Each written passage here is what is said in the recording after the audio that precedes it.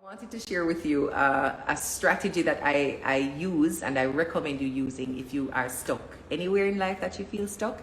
A strategy that I find to be helpful regardless of the context of the stuck. Like once you're unable to move and you're doing what you've always been doing what you think is best, doing what you know how to do, and it's not changing the situation for you, not building the traction, not seeing the momentum, not seeing the change, the movement to get out of that mud and that feeling of being stuck. I want to recommend, if you've tried other things and they have not worked and you're still there, I want you to consider this approach. The first thing I want you to admit and accept is that you are stuck. Wherever you are caught stuck in the mud, let's just admit that you're stuck. It doesn't help to pretend that you are deliberately pausing, right? That you wanted to be here all along and this was always part of the plan and part of the journey. Yes, there's something called divine providence, and there is, there are rules of the universe that will always factor themselves into your plans. That's part of it, right? You don't have all the answers, and sometimes the rhythm of the universe is going to bring you into a space. But if that's not the space that you are meant to be in, and if you've been in that space for too long and you realize that it now feels hard and it carries with it a lot of toxicity, a lot of mess, a lot of dirt, it doesn't help you to tell yourself that, oh, this is where I've always wanted to be. Tell the truth that where you are is stuck, where you are is muddy, where you are is messy, where you are feels like a slump, where you are feels like where you're not supposed to be, and you'd like to get out. And we have to admit that first. The desire to get out of somewhere propels a lot of action, shows up in the space, and we call it motivation, just that wanting and that desire to get out and to go further and to move from here is so critical and so essential. So I'm encouraging you to want that. Want the movement, want the shift, want the next level, want the momentum, want to get unstuck. Until it's a desire that you have, it is going to make that period more protracted than it has to be and extend your time in the stuck when you could get out a little sooner. So the minute you start to want it, it changes how you're looking at the situation, it changes the energy that you're bringing there, and it also gives you the capacity and the ability to do something about it. Because when we want, we are motivated, and when we're motivated, we pursue and we do. Without desire, it's going to be difficult to get things done. If you've ever read Atomic Habits, there's a section in the book that talks about the power of desire and why you have to make habits attractive and sexy, because that dopamine creates that desire that gets us to act. Sometimes we get the dopamine rush after we've taken the action, but most times it is just anticipating that we will feel good after that releases the dopamine. That's the desire, wanting to feel good after we've done it. That desire releases the dopamine that causes us to act and to pursue and to chase the things that we want. So desire is important. Ask yourself this question: is this where I actually want to be? Have I been here for too long? Am I stuck and telling myself that this is actually where I want to be, but really I don't want to be here and I need to start moving? Have I gotten complacent? What are the things that could cause you to be complacent? One of the things is fear. You don't know what life looks like outside of the mud.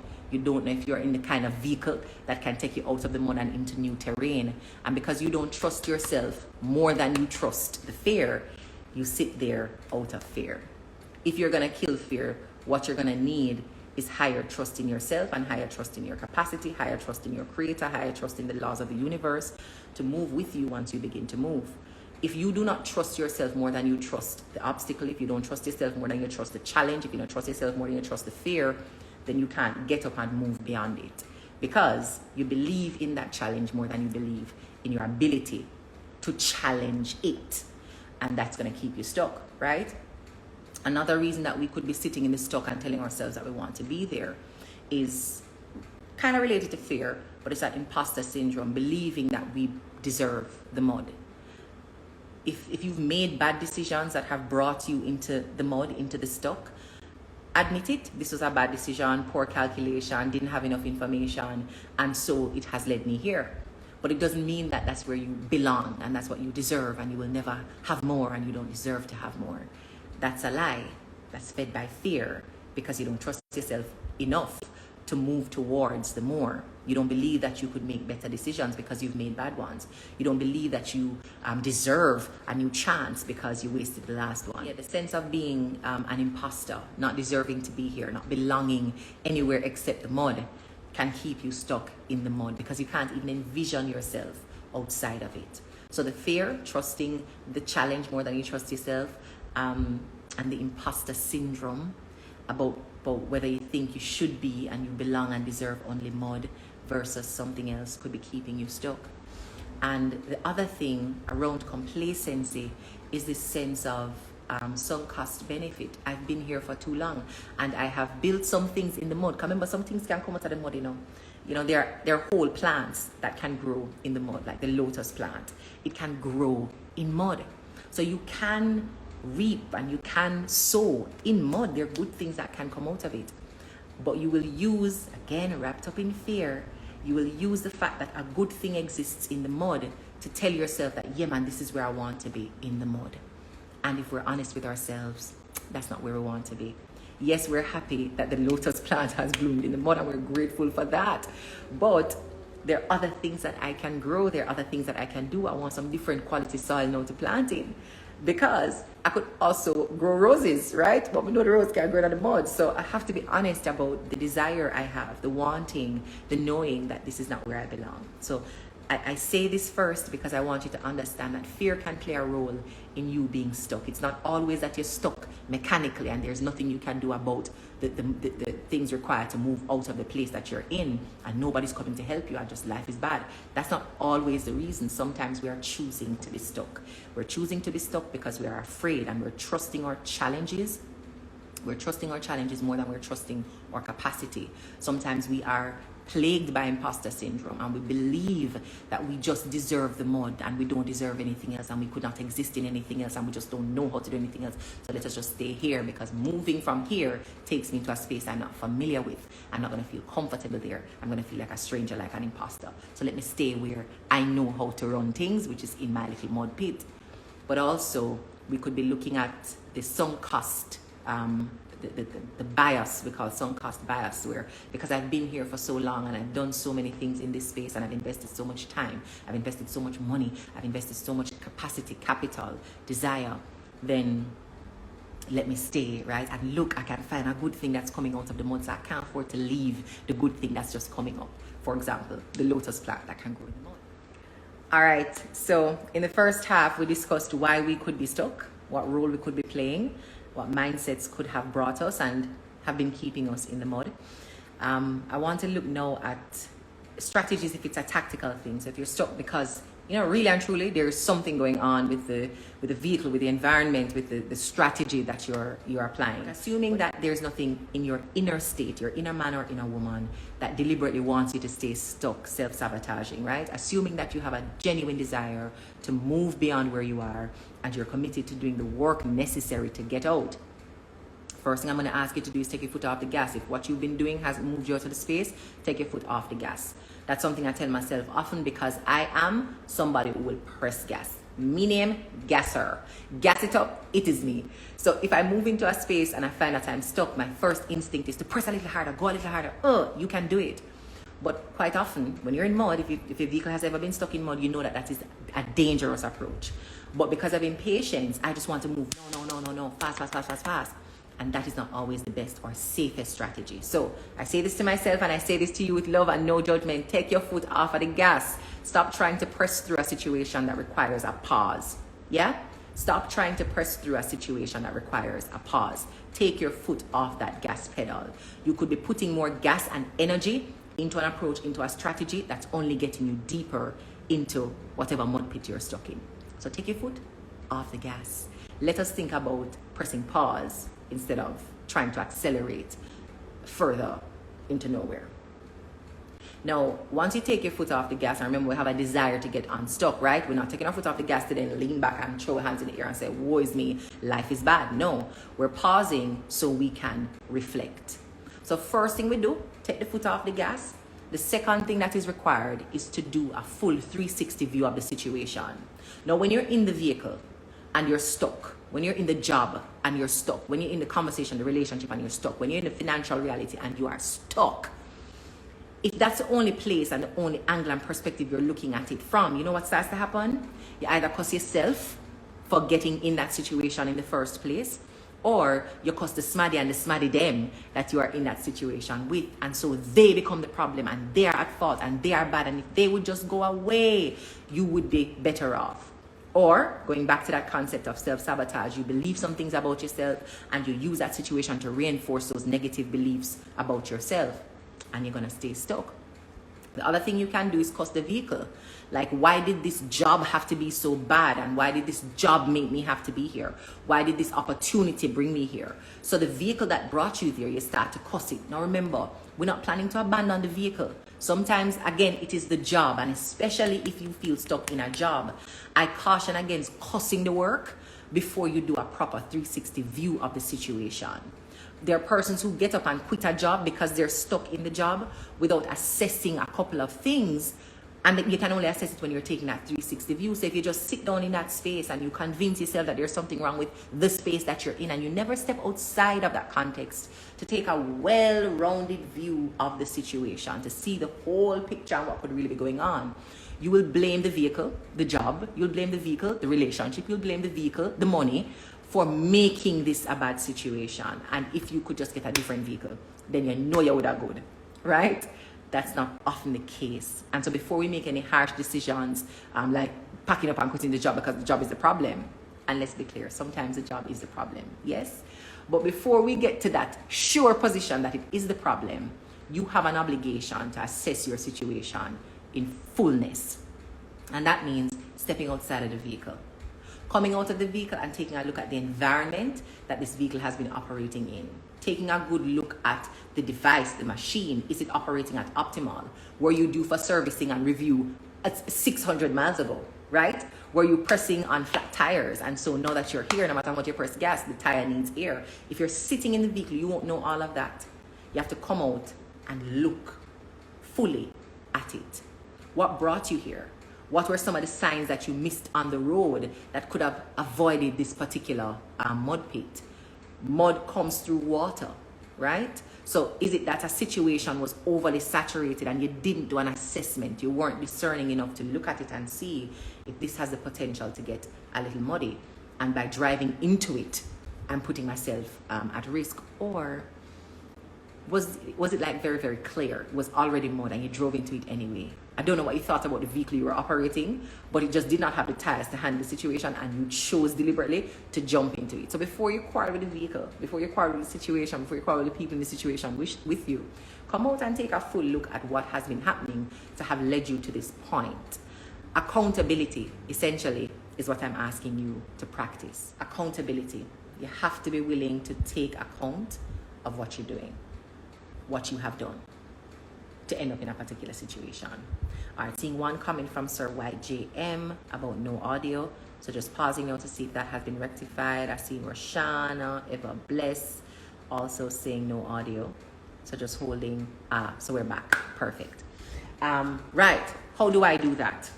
I use my planner to do it, right? I don't know if you have a process, but the process I had, I actually put it in a planner. And at the end of every month, at the end of every quarter, at the end of every day, at the start of every day, certainly at the start of each year, I do an assessment to give myself a 360 view. Why is that important? Is the driver responsible for the vehicle, you know? So if you are stuck in a situation, is the driver responsible for getting the vehicle there, but also for moving the vehicle out? So if the driver doesn't pause to do a proper self-assessment, to return to accountability, what did I do that I should not have done? What can I do differently to get out? What can I do differently not to return to this situation? This vehicle is always going to end up in a situation like this, and then the driver blame the vehicle for getting there. That's not responsibility. And accountability is a critical part of our ability to build momentum. I said ability quite a few times a while ago.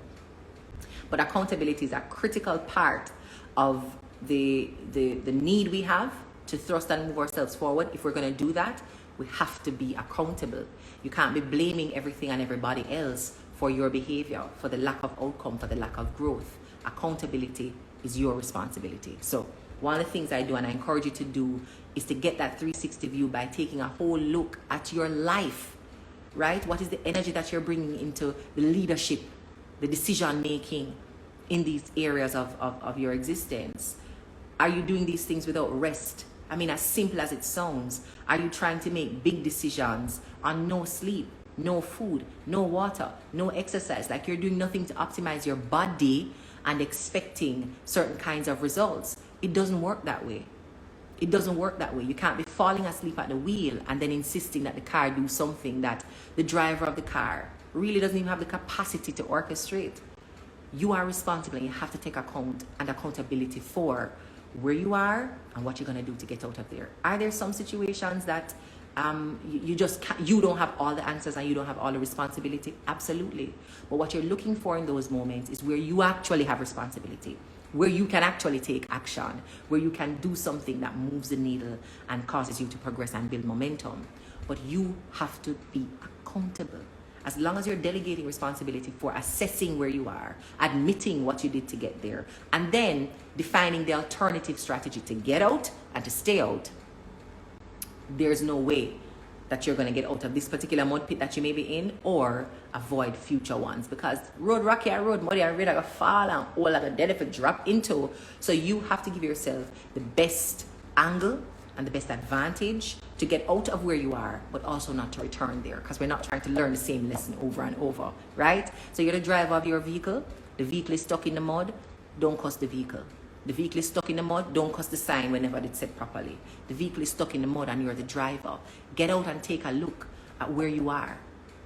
What about you caused you to take this route? What about you caused you to not see what was coming up ahead?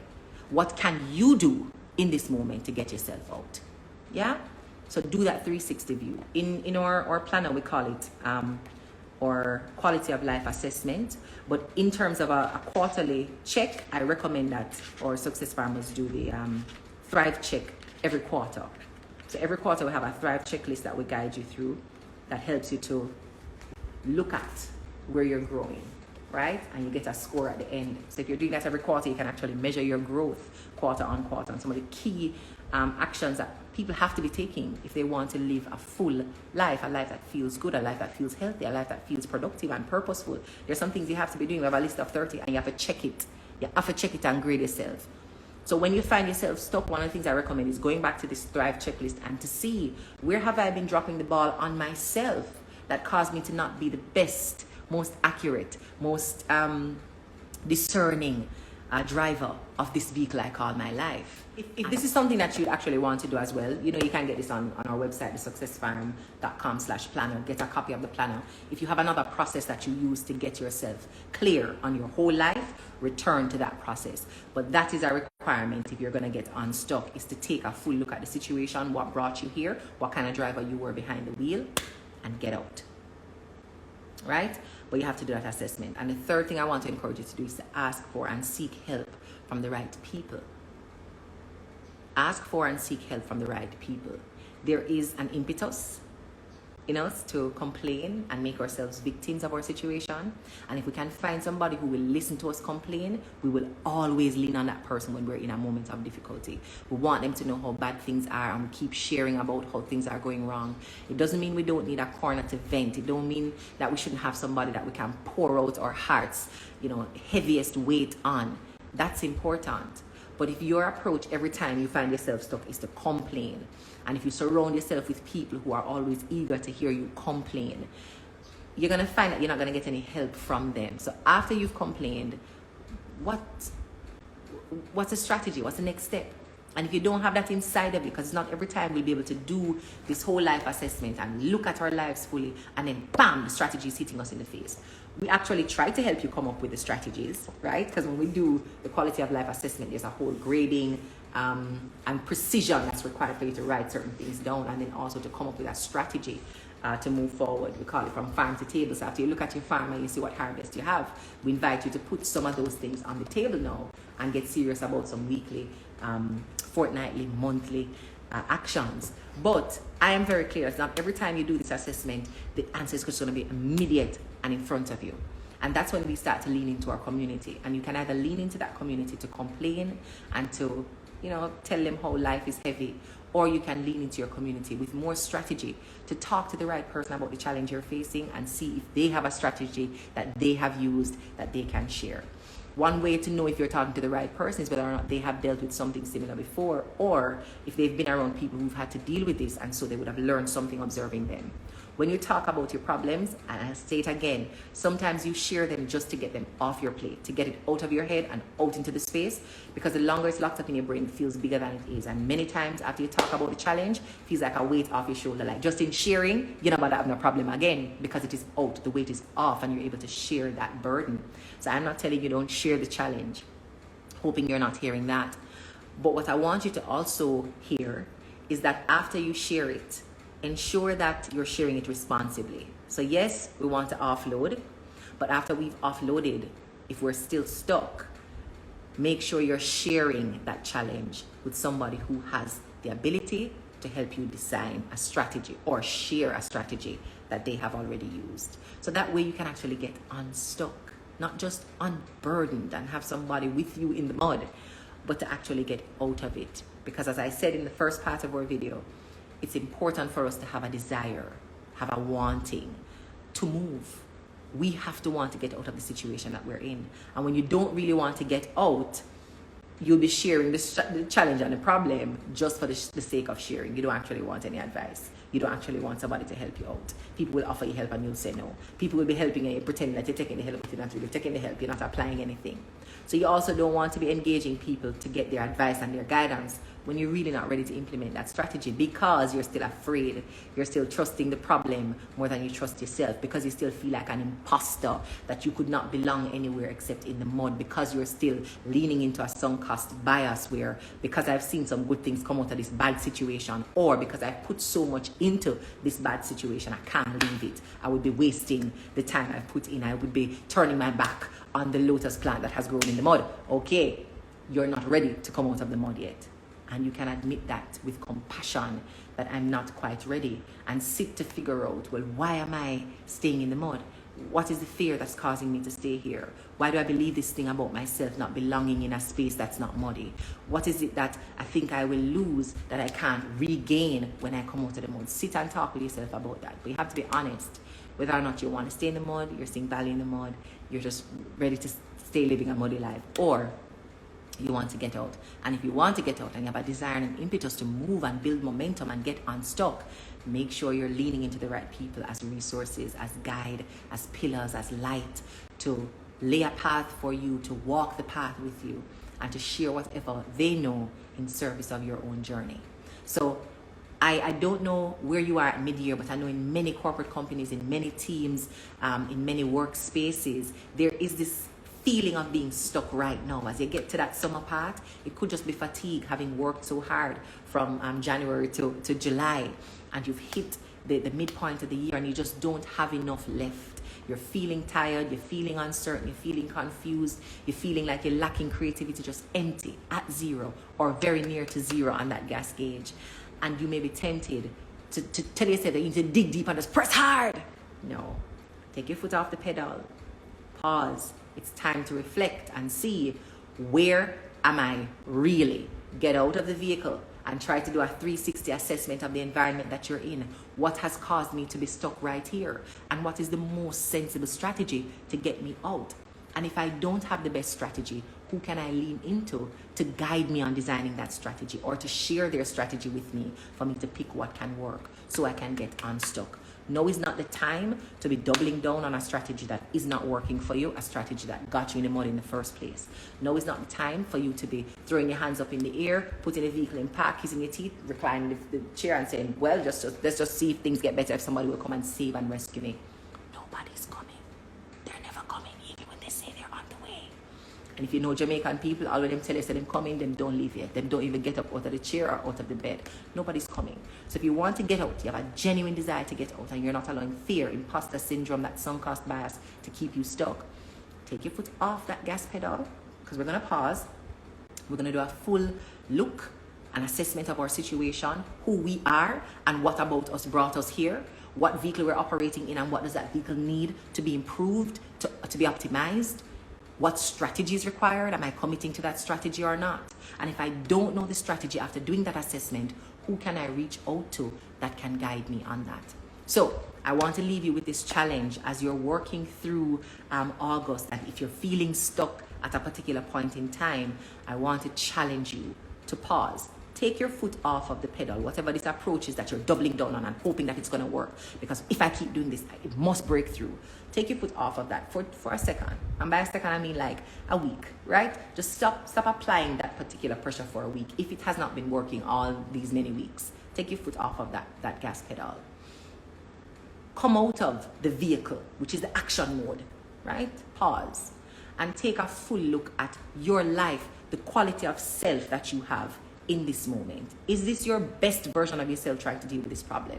Is this your clearest set of eyes looking at this problem? If the eyes are cloudy, admit that and do what you need to do to clear up the vision. Maybe you need some rest. Maybe you need to walk away from that situation for a little bit. Maybe you actually need to go sleep, right?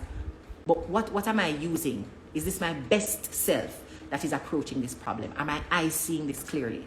Am I hearing things properly to assess the sounds and really lift up the hood and see what's going on? Or do I have the wrong lens and filters on that have been built up over time from my experience? So, our challenge for this week, if you are feeling stuck, if there's somewhere that you're just not able to move the wheels, not building any momentum, not able to see any progress, you've been trying a particular strategy, now it's starting to feel like insanity because you're doing the same thing and you're not getting any different results, I'm inviting you for this week, take your foot off the gas, let us press pause. Yes, we're going to step out of the vehicle so we can get a full 360 view of what is going on. What has brought me here? How deep is this hole that I'm actually in? Is this vehicle in any shape for me to keep pushing it through? What does the vehicle need to be optimized, right? Have I just not been paying attention to the vehicle, right? That I'm asking to carry me into this space. And the vehicle, in terms of this analogy, can be your body. Maybe your body is what you're depending on and you've not serviced your body well.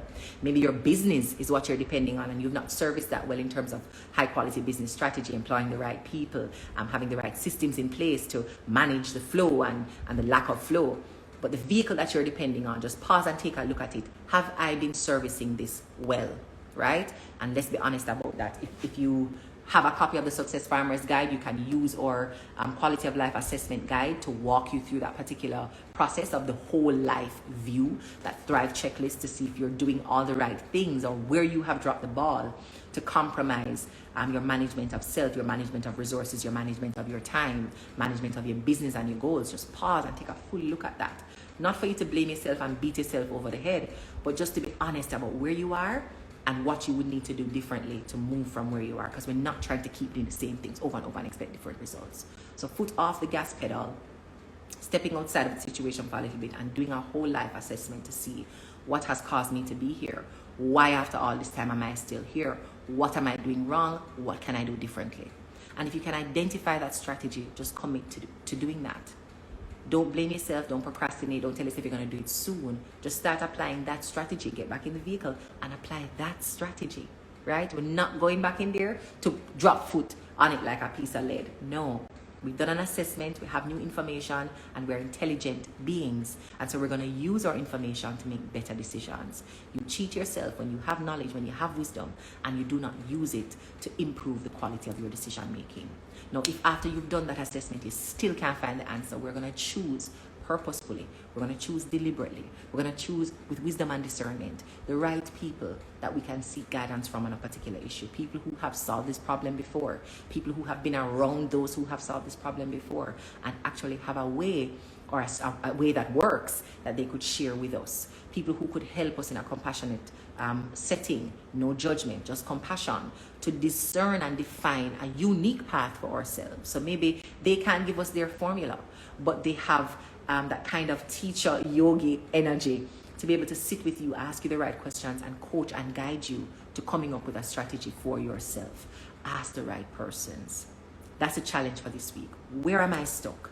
Can I take my foot off this gas pedal for a minute and just pause?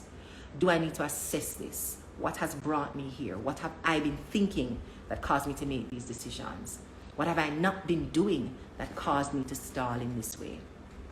When I look at all of my life and when I look at the quality of the eyes that I'm looking at this through, the quality of my heart, because maybe there's some things in my heart that's guiding my decision making that led me here. Maybe I have some filters on, so I'm not hearing things properly, can't process advice, can't even ask for advice because the filters are on and I probably think I need to know everything. Who am I in this situation? Do that whole life assessment. And if you come up with that strategy, go back in the vehicle and apply it. makes no sense knowing what to do and refusing to do it. But if you don't find that strategy, next step is to reach into the community. Are there people you know who can help you with this? Are there books that have been written about this? Are there courses that exist to help you solve this problem? There's always somebody who has done this before, and in this era of social media connection and sharing, I'm guaranteeing you that they're sharing it somewhere on YouTube, on LinkedIn, on Instagram, on Twitter. They're sharing a strategy. So just be humble enough to reach into that community and get the help and the solutions that you need. You don't have to be stuck, but if you are, let us have a strategy that gets us out. If you've been working a strategy that isn't working, let's pause, take our foot off the pedal. We're not going to throw our hands in the air though. We're going to pause to assess, to reflect, and to give ourselves the best advantage from changing the vantage point and the perspective, the best advantage to actually getting unstuck. Nobody likes to be in the mud. Nobody likes to be in the mud. So if you're in it and you're ready to get out, I hope this strategy and this approach can help you. Thank you so much for watching.